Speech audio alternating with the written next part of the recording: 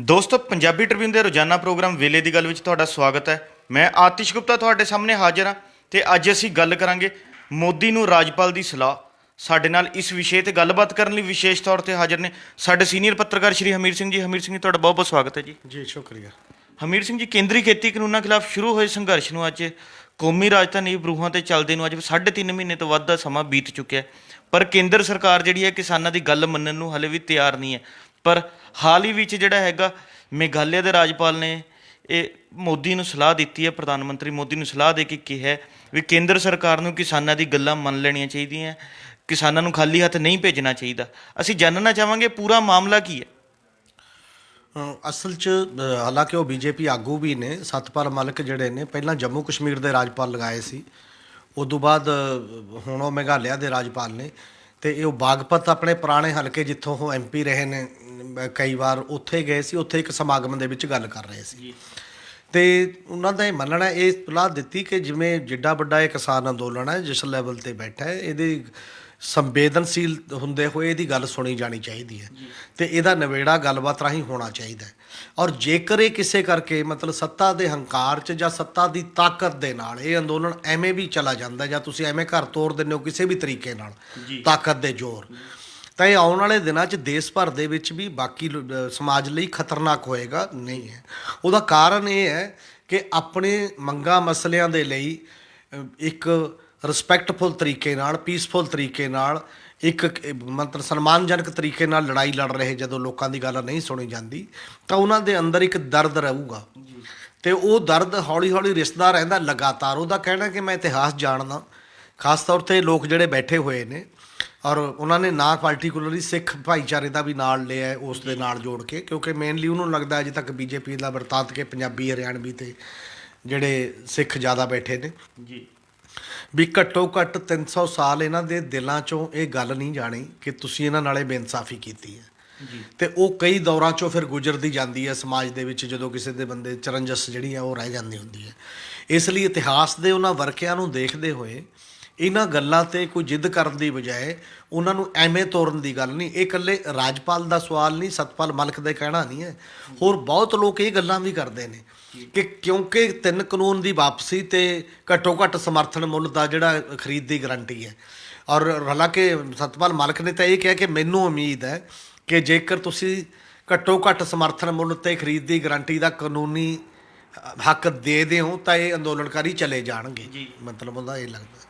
ਪਰ ਇਹਦੇ ਨਾਲ ਦੀ ਨਾਲ ਕਈ ਲੋਕ ਇਹ ਸੋਚਦੇ ਨੇ ਵੀ ਮੰਨ ਲਓ ਬੀਜੇਪੀ ਜਾਂ ਪ੍ਰਧਾਨ ਮੰਤਰੀ ਮੋਦੀ ਅੱਜ ਤੱਕ ਇਹ ਕਰਦੇ, ਹੁਣ ਤੱਕ ਵੀ ਇਹ ਤੋਂ ਪਹਿਲਾਂ ਹੀ ਸਿੰਘੂ ਬਾਰਡਰ 'ਤੇ ਆ ਕੇ ਇੱਕ ਐਲਾਨ ਕਰ ਦਿੰਦੇ ਕਿ ਜੀ ਚਲੋ ਤੁਹਾਨੂੰ ਨਹੀਂ ਚੱਲਦਾ ਜੱਚਦਾ, ਆਪਾਂ ਤੁਹਾਡੀ ਗੱਲ ਮੰਨ ਲੈਂਦੇ ਹਾਂ, ਤਾਂ ਲੋਕਾਂ ਦਾ ਗੁੱਸਾ ਜਾਂ ਲੋਕਾਂ 'ਚ ਜਿਹੜਾ ਉਤਸ਼ਾਹ ਜਾਂ ਲੋਕਾਂ 'ਚ ਜਿਹੜਾ ਇੱਕ ਵਿਕਾਸ ਦੇ ਮਾਡਲ ਦੇ ਪ੍ਰਤੀ ਜਿਹੜੀ ਇੱਕ ਸੋਝੀ ਬਣ ਰਹੀ ਹੈ, ਲੋਕਾਂ ਦੇ ਵਿੱਚ ਜਿਹੜੀ ਸਿਆਸਤਦਾਨਾਂ ਦੇ ਪ੍ਰਤੀ ਬੇਵਿਸ਼ਵਾਸੀ ਬਣ ਰਹੀ ਹੈ, ਲੋਕਾਂ ਦੇ ਵਿੱਚ ਜਿਹੜੀ ਹੋਂਦ ਦੀ ਲੜਾਈ ਦੀ ਇੱਕ ਧਾਰਨਾ ਬਣ ਰਹੀ ਹੈ, ਇਹ ਗੱਲਾਂ ਪਣਪਣੀਆਂ ਨਹੀਂ ਸੀ। ਇਹ ਗੱਲਾਂ ਕਾਫੀ ਥੋੜ੍ਹੀਆਂ ਜਿਹਾ ਲੇਟ ਹੋ ਜਾਂਦੀਆਂ, ਮਤਲਬ ਹੋਰ ਟਾਈਪ ਦਾ, ਔਰ ਤੁਹਾਡੀ ਵਾਹਵਾ ਹੋ ਜਾਣੀ ਸੀ ਬਿਲਕੁਲ। ਪਰ ਹੁਣ ਕਿਉਂਕਿ ਇਹ ਗੱਲਾਂ ਇਦੋਂ ਵੱਡੀਆਂ ਹੋ ਗਈਆਂ ਨੇ, ਬਹੁਤ ਵੱਡੀਆਂ, ਲੋਕ ਹੌਲੀ ਹੌਲੀ ਕਾਰਪੋਰੇਟ ਦਾ ਦਲੀਲ ਸਮਝਣ ਲੱਗ ਗਏ ਨੇ। ਕਾਰਪੋਰੇਟ ਘਰਾਣੇ ਕਿਉਂ ਪਿੱਛੇ ਨਹੀਂ ਮੁੜਨ ਦਿੰਦੇ ਸਰਕਾਰ ਨੂੰ, ਉਹਦੇ ਪਿਛਲੀਆਂ ਉਹ ਮਨਸ਼ਾ ਸਮਝਣ ਲੱਗ ਗਏ ਨੇ, ਅਤੇ ਉਹ ਕਿਵੇਂ ਦੁਨੀਆ ਦੀ ਟੋਟਲ ਦੌਲਤ 'ਤੇ ਕਬਜ਼ਾ ਕਰਨਾ ਚਾਹੁੰਦਾ ਉਸ ਨੂੰ ਸਮਝਣ ਲੱਗ ਗਏ ਨੇ।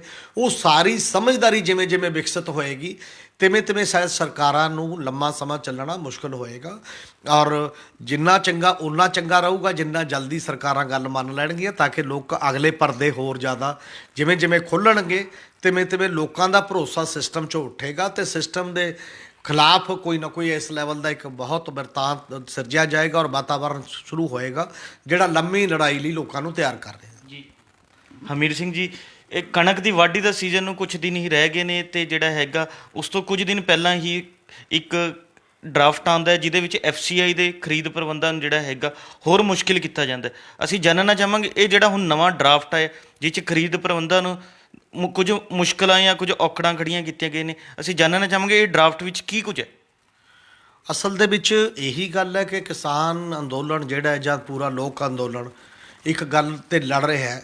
ਕੁਝ ਖਾਸ ਪੁਆਇੰਟ ਨੇ, ਜਿਹੜੇ ਪੁਆਇੰਟ ਇਹੀ ਨੇ ਕਿ ਤੁਸੀਂ ਸਾਡੀ ਖੇਤੀ ਖੋਹ ਲੈਣਾ ਚਾਹੁੰਦੇ ਹੋ, ਸਾਡਾ ਅਨਾਜ ਖੋਹ ਲੈਣਾ ਚਾਹੁੰਦੇ ਹੋ, ਸਾਡੀ ਜ਼ਮੀਨ ਖੋਹ ਲੈਣਾ ਚਾਹੁੰਦੇ ਹੋ, ਉਸ ਦੇ ਆਸਰੇ ਉਹਦੇ ਖਿਲਾਫ ਜਿਹੜਾ ਇੱਕ ਅੰਦੋਲਨ ਚੱਲ ਰਿਹਾ।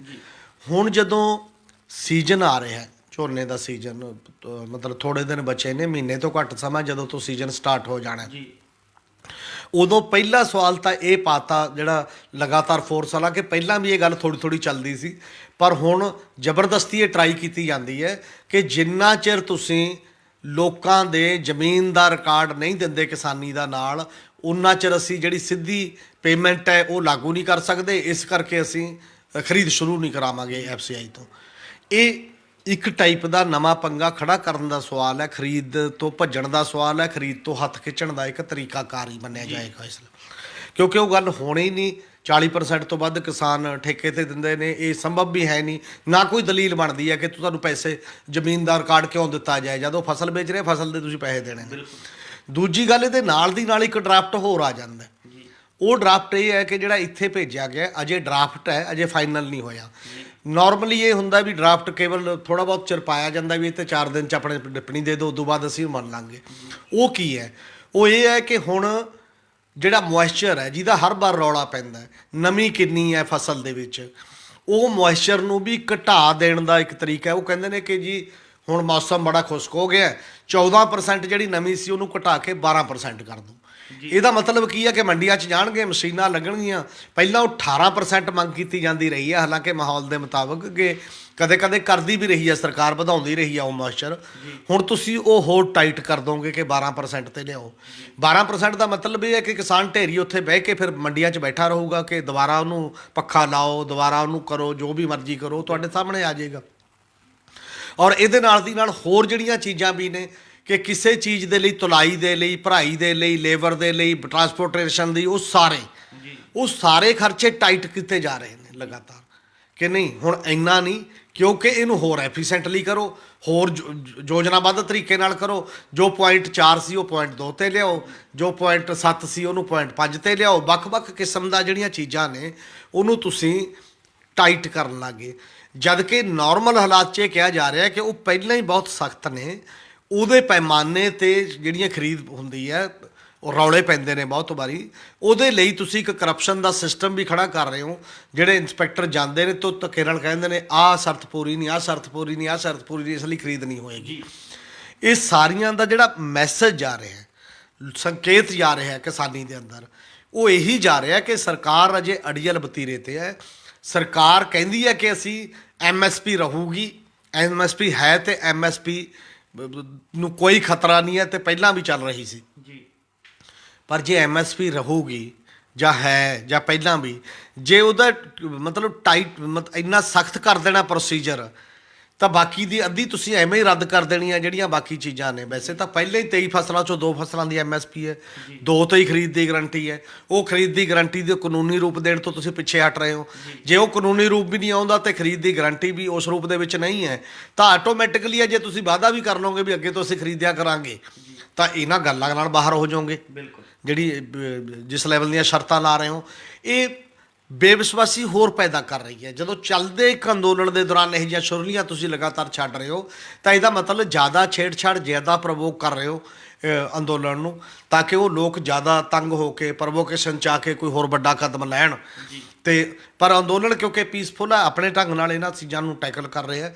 ਔਰ ਇਹਦੇ 'ਤੇ ਸੂਬਾ ਸਰਕਾਰਾਂ ਨੂੰ ਵੀ ਸਟੈਂਡ ਲੈਣਾ ਪਏਗਾ, ਕਿਉਂਕਿ ਸੂਬੇ ਸਰਕਾਰਾਂ ਦੇ ਵੀ ਤਾਂ ਜਿਹੜੇ ਨੱਕ 'ਚ ਦਮ ਹੋਏਗਾ ਨਾ, ਜਦੋਂ ਇੱਥੇ ਮੰਡੀਆਂ ਭਰੀਆਂ ਹੋਣਗੀਆਂ ਉਹ ਖਰੀਦ ਨਹੀਂ ਹੋਊਗੀ।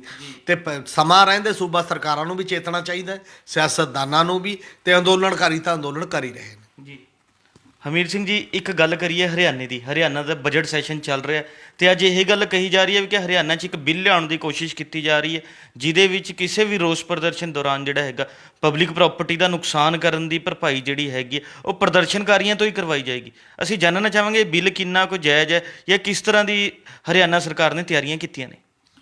ਇਹ ਕਾਨੂੰਨ ਕਈ ਸਟੇਟਾਂ ਨੇ ਬਣਾਏ, ਪੰਜਾਬ ਸਟੇਟ ਪਹਿਲਾਂ ਬਣਾ ਚੁੱਕੀ ਹੈ ਇਹੀ ਕਾਨੂੰਨ।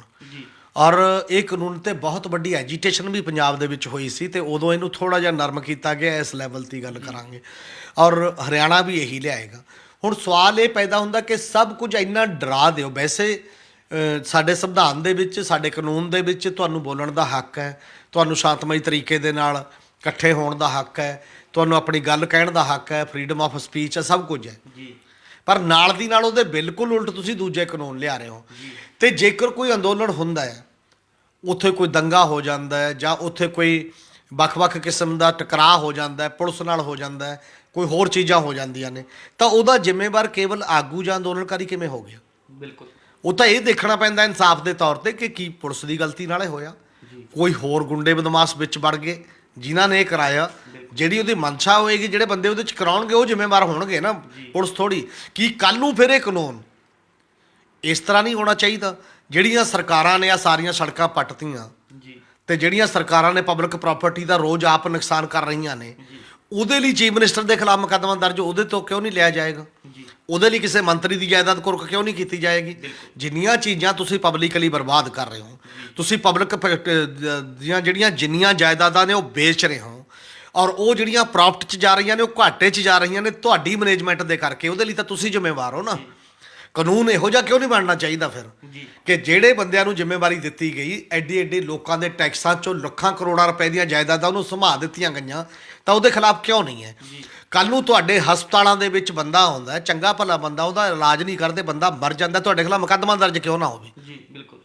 ਕੱਲ੍ਹ ਨੂੰ ਤੁਹਾਡੇ ਸਕੂਲਾਂ, ਕਾਲਜਾਂ, ਯੂਨੀਵਰਸਿਟੀਆਂ ਦੇ ਵਿੱਚ ਲੋਕ ਬੱਚੇ ਭੇਜਦੇ ਨੇ ਤੇ ਬੱਚਿਆਂ ਨੂੰ ਕੋਈ ਪੜ੍ਹਨਾ ਨਾ ਆਉਂਦਾ ਹੋਵੇ, ਤੇ ਜਿਹੜੇ ਕੰਮ ਲਈ ਤੁਹਾਨੂੰ ਫੀਸਾਂ ਦਿੱਤੀਆਂ, ਜਿਹੜੇ ਕੰਮ ਦੇ ਲਈ ਲੋਕਾਂ ਨੇ ਦਿੱਤਾ, ਤਾਂ ਤੁਹਾਡੇ ਖਿਲਾਫ ਪਰਚੇ ਦਰਜ ਕਿਉਂ ਨਾ ਹੋਣ? ਇਹਦੇ ਲਈ ਜ਼ਿੰਮੇਵਾਰ ਕੌਣ ਹੈ? ਫਿਰ ਮੰਤਰੀ ਸੰਤਰੀ ਤੇ ਬਾਕੀ ਬੰਦੇ ਜ਼ਿੰਮੇਵਾਰ, ਕਿਉਂਕਿ ਤੁਹਾਡੀ ਮੈਨੇਜਮੈਂਟ ਫਲॉप ਹੈ। ਬਿਲਕੁਲ। ਇਸ ਕਰਕੇ ਜੇਕਰ ਇਹ ਤਰੀਕਾ ਤੋਰਨਾ ਹੈ ਤਾਂ ਇਹ ਤਰੀਕਾ ਤਾਂ ਬੜੇ ਦੂਰ ਤੱਕ ਜਾਊਗਾ, ਉਸ ਤਰੀਕੇ ਦੇ ਨਾਲ ਜਾਣ ਦੀ ਲੋੜ ਹੈ।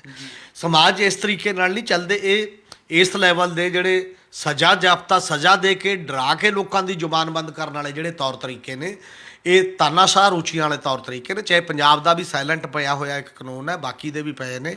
ਇਹ ਵਰਤਾਰਾ ਜਿਹੜਾ ਹੈ ਇਹ ਜਮਹੂਰੀਅਤ ਤੇ ਲੋਕਤੰਤਰ ਦੇ ਪੱਖ ਵਾਲਾ ਵਰਤਾਰਾ ਨਹੀਂ, ਇਹ ਲੋਕਾਂ ਦੀ ਸਰਕਾਰ ਵਾਲਾ ਵਰਤਾਰਾ ਨਹੀਂ ਹੈ। ਇਹ ਵਰਤਾਰਾ ਜ਼ਬਰਦਸਤੀ ਵਾਲਾ ਵਰਤਾਰਾ ਹੈ ਤੇ ਲੋਕਾਂ ਨੂੰ ਦਬਾ ਕੇ ਰੱਖਣਾ, ਲੋਕਾਂ ਨੂੰ ਸਾਹ ਨਾ ਕੱਢਣ ਦੇਣਾ ਤੇ ਮਨਮਾਨੀ ਕਰਨ ਵਾਲਾ ਵਰਤਾਰਾ ਹੈ। ਇਹਨੂੰ ਪ੍ਰਵਾਨ ਨਹੀਂ ਕੀਤਾ ਜਾ ਸਕਦਾ ਔਰ ਨਾ ਲੋਕ ਸ਼ਾਇਦ ਕਰਨਗੇ। ਜੀ ਹਮੀਰ ਸਿੰਘ ਜੀ, ਜਿਵੇਂ ਤੁਸੀਂ ਦੱਸਿਆ ਵੀ ਕਿ ਲੋਕਾਂ ਨੂੰ ਡਰਾ ਕੇ ਦਬਾ ਕੇ ਜਿਹੜਾ ਹੈ ਉਹਨਾਂ ਦੇ ਵਿਚਾਰਾਂ ਨੂੰ ਦਬਾਉਣ ਦੀ ਕੋਸ਼ਿਸ਼ ਕੀਤੀ ਜਾਂਦੀ ਹੈ, ਇਸੇ ਤਰ੍ਹਾਂ ਅੱਜ ਹਰਿਆਣਾ ਵਿਧਾਨ ਸਭਾ ਦੇ ਵਿੱਚ ਜਿਹੜਾ ਹੈਗਾ ਇੱਕ ਹੋਰ ਮੁੱਖ ਮੰਤਰੀ ਵੱਲੋਂ ਮਤਾ ਪੇਸ਼ ਕੀਤਾ ਜਾਂਦਾ ਹੈ ਵੀ ਕਿ ਹਰਿਆਣਾ ਦੇ ਵਿੱਚ ਜਿਵੇਂ ਵਿਧਾਇਕਾਂ ਦੇ ਜਾਂ ਰਾਜਸੀ ਆਗੂਆਂ ਦੇ ਸਮਾਜਿਕ ਬਾਈਕਾਟ ਕੀਤੇ ਜਾ ਰਹੇ ਨੇ, ਜੀ ਕਿ ਇਹ ਗਲਤ ਨੇ, ਇਹਨਾਂ ਦੇ ਖਿਲਾਫ ਜਿਹੜਾ ਇੱਕ ਨਿੰਦਾ ਪ੍ਰਸਤਾਵ ਜਿਹੜਾ ਹੈਗਾ ਮੁੱਖ ਮੰਤਰੀ ਪੇਸ਼ ਕਰਦੇ ਨੇ, ਤੁਸੀਂ ਇਸ ਨੂੰ ਕਿੰਨਾ ਕੁ ਜਾਇਜ਼ ਮੰਨਦੇ ਹੋ? ਨਹੀਂ, ਇੱਕ ਗੱਲ ਇਹ ਹੈ ਕਿ ਜਦੋਂ ਮੂਵਮੈਂਟ ਚੱਲਦੀ ਹੈ, ਅੰਦੋਲਨ ਘਰਾਓ ਕਰਦੇ ਨੇ, ਜਿਵੇਂ ਪੰਜਾਬ 'ਚ ਵੀ ਘਰਾਓ ਚੱਲ ਰਹੇ ਨੇ ਕਿ ਜਿਹੜਾ ਬੰਦਾ ਕਿਸਾਨੀ ਇੰਟਰਸਟ, ਇਹ ਡੈਮੋਕ੍ਰੇਟਿਕ ਰਾਈਟ ਹੈ ਘਰਾਓ ਕਰਨਾ ਕਿਸੇ ਦਾ, ਮਤਲਬ ਕਿਸੇ ਦੇ ਜਾ ਕੇ ਕਾਲੀਆਂ ਝੰਡੀਆਂ ਦਿਖਾਉਣੀਆਂ, ਨਾਅਰੇ ਮਾਰਨੇ, ਜੋ ਵੀ ਕਰਨਾ, ਇਹ ਤਾਂ ਜਮਹੂਰੀ ਹੱਕ ਦਾ ਹਿੱਸਾ। ਜਿੰਨਾ ਚਿਰ ਹਿੰਸਾ ਨਹੀਂ ਹੁੰਦੀ, ਕਿਸੇ ਦੇ ਕੁਝ ਮਾਰਨਾ, ਕਿਸੇ ਨੂੰ ਕੁਝ ਇਸ ਲੈਵਲ ਦੀਆਂ ਕਰਨਾ, ਉਹ ਚੀਜ਼ਾਂ ਠੀਕ ਨਹੀਂ ਹੈ। ਔਰ ਬਾਕੀ ਦੀਆਂ ਚੀਜ਼ਾਂ ਹੈਗੀਆਂ ਨੇ, ਇੱਕ ਹੁੰਦਾ ਕਿ ਸਮਾਜਿਕ ਬਾਈਕਾਟ ਉਸ ਤਰੀਕੇ ਦਾ ਵੀ ਕਿਸੇ ਦੀ ਜਾਤੀ ਆਧਾਰ 'ਤੇ ਕਰਦੇ ਹੋ, ਕਿਸੇ ਦੇ ਧਾਰਮਿਕ ਆਧਾਰ 'ਤੇ ਕਰਦੇ ਹੋ, ਕਿਸੇ ਹੋਰ ਕਾਰਨ ਕਰਕੇ ਕਰਦੇ ਹੋ, ਉਹਨੂੰ ਨਿਕਾਲਾ ਦਿੰਦੇ ਹੋ, ਉਹ ਨਹੀਂ, ਨਾ ਕਾਨੂੰਨ ਦੇ ਮੁਤਾਬਕ ਮਾਨਤਾ ਪ੍ਰਾਪਤ ਹੁੰਦਾ, ਨਾ ਸਮਾਜਿਕ ਤੌਰ 'ਤੇ ਮਾਨਤਾ ਪ੍ਰਾਪਤ ਹੁੰਦਾ, ਔਰ ਹਮੇਸ਼ਾ ਹੀ ਉਸ ਗੱਲ ਤੋਂ ਪਿੱਛੇ ਵੀ ਹਟੇ ਨੇ। ਇੱਕ ਗੱਲ ਹੈ ਕਿ ਜਿਹੜੇ ਵੋਟਰਾਂ ਨੇ ਤੁਹਾਨੂੰ ਵੋਟ ਪਾਈ ਹੈ, ਉਹਨਾਂ ਨੇ ਤੁਹਾਨੂੰ MLA ਚੁਣਿਆ, ਉਹ ਇਹ ਚਾਹੁੰਦੇ ਨੇ ਕਿ ਤੁਸੀਂ ਸਾਡੀ ਇੱਛਾ ਦਾ ਪ੍ਰਗਟਾਵਾ ਕਰੋ ਵਿਧਾਨ ਸਭਾ 'ਚ, ਤੁਸੀਂ ਉਹਦੇ ਖਿਲਾਫ ਚੱਲ ਰਹੇ ਹੋ, ਤਾਂ ਉਹ ਲੋਕ ਤੁਹਾਡੇ ਤੋਂ ਇਹ ਜਵਾਬ ਤਾਂ ਮੰਗਣਗੇ ਹੀ ਨਾ ਵੀ ਅਸੀਂ ਤੁਹਾਨੂੰ ਚੁਣਿਆ ਹੈ ਤੇ ਤੁਸੀਂ ਆਪਣੀ ਮਨਮਰਜ਼ੀ ਕਰਦੇ ਹੋ, ਤੁਸੀਂ ਸਾਡੇ ਨੁਮਾਇੰਦੇ ਨਹੀਂ ਹੋ, ਇਸ ਲਈ ਤੁਹਾਨੂੰ ਸਾਡੇ ਹਲਕੇ 'ਚ ਵੜਨ ਦੀ ਇਜਾਜ਼ਤ ਅਸੀਂ ਨਹੀਂ ਦਿਆਂਗੇ। ਇਹ ਤਾਂ ਕੋਈ ਇਸ ਲੈਵਲ ਦੀ ਗੱਲ ਨਹੀਂ ਹੈ ਜਿਹਦਾ ਨਿੰਦਾ ਕੀਤੀ ਜਾਏ ਜਾਂ ਬਾਕੀ ਹੈ। ਉਹਦਾ ਕਾਰਨ ਇਹ ਹੈ ਕਿ ਸਾਡੇ ਡੈਮੋਕ੍ਰੇਸੀ 'ਚ ਅਜੇ ਕਈ ਗੱਲਾਂ ਸੁਧਾਰਨੀਆਂ ਪੈਣਗੀਆਂ। ਸਾਡੇ ਜਿਹੜਾ MLA MP ਇੱਕ ਵਾਰ ਚੁਣਿਆ ਜਾਂਦਾ ਹੈ, ਉਹ ਲੋਕਾਂ ਦਾ ਨੁਮਾਇੰਦਾ ਨਹੀਂ ਮੰਨਿਆ ਜਾਂਦਾ, ਉਹ ਪਾਰਟੀਆਂ ਦਾ ਨੁਮਾਇੰਦਾ ਮੰਨਿਆ ਜਾਂਦਾ ਜੀ। ਇਸੇ ਕਰਕੇ ਕਾਨੂੰਨੀ ਤੌਰ 'ਤੇ ਸਾਡੇ ਇੱਕ ਧਾਰਨਾ ਬਣ ਗਈ ਹੈ ਕਿ ਜੇ ਉਹ ਦਲ ਬਦਲੀ ਕਰਦਾ ਹੈ ਉਸ ਸਮੇਂ, ਤਾਂ ਉਹਦੀ ਮੈਂਬਰੀ ਖਤਮ ਹੋ ਜਾਏਗੀ, ਕਿਉਂਕਿ ਜਿਹੜੀ ਪਾਰਟੀ ਦੇ ਚੋਣ ਨਿਸ਼ਾਨ ਦੇ ਉੱਤੇ ਉਹ ਲੜਿਆ ਸੀ, ਉਹ ਪਾਰਟੀ ਦੇ ਰਾਏ ਦੀ, ਉਹਦੀ ਇੱਛਾ ਦੇ, ਉਹਦੇ ਫੈਸਲੇ ਦਾ ਉਲੰਘਣ ਕੀਤਾ ਜੀ। ਤੇ ਜੇ ਇਹ ਲੋਕਾਂ ਦੇ ਨੁਮਾਇੰਦੇ ਹੋਣ ਸਹੀ ਅਰਥ 'ਚ, ਤਾਂ ਉਹਦੀ ਮੈਂਬਰੀ ਤਾਂ ਜਾਣੀ ਚਾਹੀਦੀ ਹੈ ਜੇ ਲੋਕ ਜਿਹੜੇ ਉਹਦੇ ਹਲਕੇ ਦੇ ਬਹੁਗਿਣਤੀ ਲੋਕ ਨੇ ਉਹ ਕਹਿੰਦੇ ਨੇ ਕਿ ਤੂੰ ਸਾਡੀ ਇੱਛਾ ਮੁਤਾਬਕ ਕੰਮ ਨਹੀਂ ਕਰਦਾ, ਉਹਦੀ ਮੈਂਬਰੀ ਕਾਨੂੰਨ ਦੇ ਮੁਤਾਬਕ ਤਾਂ ਚਲੀ ਜਾਣੀ ਚਾਹੀਦੀ ਹੈ, ਪਾਰਟੀ ਕਰਕੇ ਨਹੀਂ। ਬਿਲਕੁਲ। ਇਸੇ ਕਰਕੇ ਤੁਸੀਂ ਹੁਣ ਦੇਖਿਆ ਕਿ ਉਹਨਾਂ ਨੇ ਵਿਪ ਜਾਰੀ ਕਰਤਾ, ਜਿਹੜੇ ਕਈ MLA ਬੋਲਦੇ ਵੀ ਸੀ, ਓਪਨਲੀ ਵੀ ਬੋਲੇ ਕਿ ਅਸੀਂ ਕਿਸਾਨੀ ਦੇ ਨਾਲ ਹਾਂ, ਉਹਨਾਂ ਦੀ ਵੀ ਮਜਬੂਰੀ ਬਣ ਗਈ ਕਿ ਉਹਦੇ ਪੱਖ 'ਚ ਵੋਟ ਪਾਈ, ਕਿਉਂਕਿ ਨਹੀਂ ਤਾਂ ਫਿਰ ਮੈਂਬਰੀ ਜਾਂਦੀ ਹੈ। ਇਸ ਲਈ ਤੁਸੀਂ ਬੰਧੂਆ ਮਜ਼ਦੂਰ ਬਣਾਤੇ ਹੋ MLA, ਕੰਜਾਂ ਦੀ ਇੱਛਾ ਵੀ ਹੋਣੀ ਹੈ। ਤੇ ਇਹ ਦਲ ਬਦਲੀ ਵਿਰੋਧੀ ਜਿਹੜਾ ਕਾਨੂੰਨ ਆਇਆ, ਇਹ ਬਹੁਤ ਬੜੀ ਚੁਣੌਤੀ ਹੈ ਚੋਣ ਸੁਧਾਰਾਂ ਦੇ ਮੁੱਦੇ ਦੇ ਵਿੱਚ। ਸਾਰੇ ਲੋਕਾਂ ਨੂੰ, ਜਿਹੜੇ ਅੰਦੋਲਨਕਾਰੀ ਨੇ ਉਹਨਾਂ ਨੂੰ ਵੀ, ਜਿਹੜੇ ਬਾਕੀ ਦੇ ਲੋਕ ਨੇ ਉਹਨਾਂ ਨੂੰ ਵੀ ਇਹ ਸਮਝਣਾ ਪਏਗਾ ਕਿ ਗੱਲ ਸਹੇ ਦੀ ਨਹੀਂ, ਗੱਲ ਪੈਸੇ ਦੀ ਹੈ। ਜਿੰਨਾ ਉਹ ਕਾਨੂੰਨ ਬਦਲਵਾਓ, ਉਹਨਾਂ ਤੇ ਆਵਾਜ਼ ਬੁਲੰਦ ਕਰੋ ਕਿ ਲੋਕ ਜਿਹੜੇ ਵੀ ਅੱਗੇ ਤੋਂ ਚੁਣਿਆ ਜਾਣਾ ਕਰਨਗੇ, ਉਹ ਜਿਹੜੇ ਹਲਕੇ ਦੇ ਬੰਦੇ ਚੁਣਨਗੇ ਉਹਦੀ ਰਾਏ ਨਾਲ ਚੱਲਣਗੇ, ਨਾ ਕਿ ਪਾਰਟੀਆਂ ਦੀ ਰਾਏ ਨਾਲ ਚੱਲਣਗੇ। ਜੇ ਉਸ ਪਾਸੇ ਵੱਲ ਚਲਾਓਗੇ ਤਾਂ ਅੱਗੇ ਲਈ ਕੁਝ ਸੁਧਾਰ ਹੋਣਗੇ, ਨਹੀਂ ਤਾਂ ਇਸੇ ਟਾਈਪ ਦਾ ਜਿਹੜਾ ਕੰਮ ਜਿਸ ਲੈਵਲ ਦੇ ਕਰਦੇ ਜਾ ਰਹੇ ਨੇ ਪੋਲੀਟੀਸ਼ੀਅਨ, ਸਿਆਸਤਦਾਨ ਜਾਂ ਪਾਰਟੀਆਂ, ਜਿਵੇਂ ਪਬਲਿਕ ਲਿਮਟਿਡ ਕੰਪਨੀਆਂ ਬਣ ਗਈਆਂ ਨੇ, ਉਹ ਲੋਕਾਂ ਦੀ ਨੁਮਾਇੰਦਗੀ ਵਾਲੀਆਂ ਪਾਰਟੀਆਂ ਨਹੀਂ ਬਚੀਆਂ, ਤਾਂ ਫਿਰ ਉਹੀ ਲੀਡਰ ਫਿਰ ਇੱਥੇ ਤੱਕ ਆ ਜਾਂਦੇ ਨੇ ਵੀ ਚਲੋ 5 ਸਾਲ ਮੁੜ ਕੇ ਲੋਕਾਂ ਨੇ ਚੁਣਨਾ, ਨਹੀਂ ਚੁਣਨਾ, ਪੈਸੇ ਕਮਾਓ, ਜਾਇਦਾਦ ਬਣਾਓ ਜਾਂ ਆਨੰਦ ਮਾਣੋ ਕੁਰਸੀ ਦਾ, ਇੱਥੇ ਤੱਕ ਸੀਮਤ ਹੋ ਜਾਂਦੀ ਹੈ ਸਿਆਸਤ। ਉਹਨੂੰ ਬਦਲਣ ਦੇ ਵਾਸਤੇ ਵੱਡੇ ਸਿਆਸੀ ਤੇ ਪ੍ਰਸ਼ਾਸਨਿਕ ਤੇ ਕਾਨੂੰਨੀ ਤਬਦੀਲੀਆਂ ਦੀ ਵੀ ਲੋੜ ਪਏਗੀ, ਔਰ ਉਧਰ ਨੂੰ ਵੀ ਲੋਕਾਂ ਨੂੰ ਵਿਚਾਰ ਚਰਚਾ ਲਈ ਸੰਵਾਦ ਰਚਾਉਣਾ ਪਏਗਾ ਜੀ। ਇਹ ਸਨ ਸਾਡੇ ਸੀਨੀਅਰ ਪੱਤਰਕਾਰ ਸ਼੍ਰੀ ਹਮੀਰ ਸਿੰਘ ਜੀ, ਜਿਨ੍ਹਾਂ ਨੇ ਆਪਣੇ ਵਡਮੁੱਲੇ ਵਿਚਾਰ ਸਾਡੇ ਨਾਲ ਸਾਂਝੇ ਕੀਤੇ। ਕੱਲ੍ਹ ਨੂੰ ਇਸੇ ਸਮੇਂ ਇੱਕ ਨਵੇਂ ਮੁੱਦੇ ਦੇ ਨਾਲ ਫੇਰ ਮਿਲਾਂਗੇ ਪ੍ਰੋਗਰਾਮ ਵੇਲੇ ਦੀ ਗੱਲ ਵਿੱਚ। ਧੰਨਵਾਦ।